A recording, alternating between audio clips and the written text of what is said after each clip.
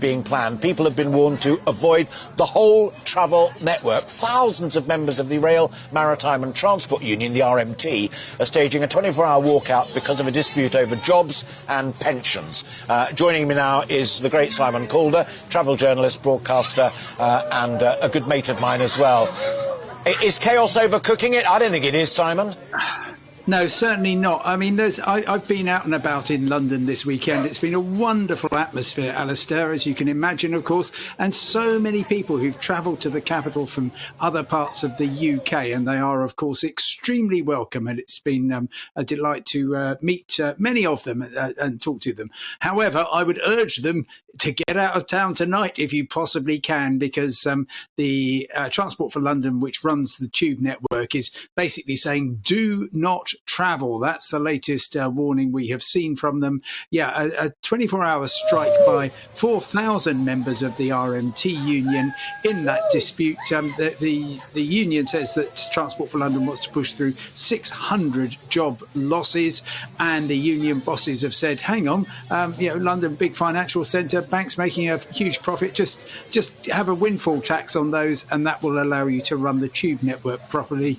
Meanwhile, of course, it is the passengers who are stuck in the middle. Basically, it's going to take out all the tube network on Monday, and it could even extend into Tuesday morning. That's how bad things are looking. But also Grant Shapps, and you will have heard it out and about today and in the newspapers, not giving an inch.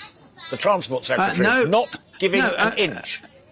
No, I mean, there is a nationwide, a huge issue, Alistair, about rail services, as you will know, simply because the government says we've poured £16 billion into keeping rail going during COVID.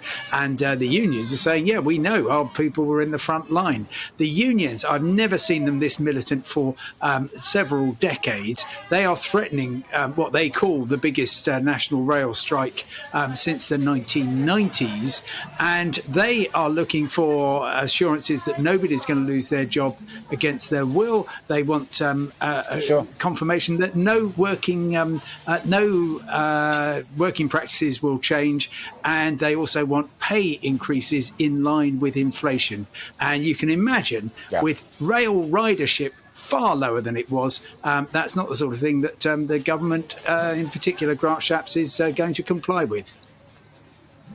Simon, final quick thought, if you'd be so kind, because I build it and you know more than anybody else I know about it. We're getting back to normal on the airlines and at the airports?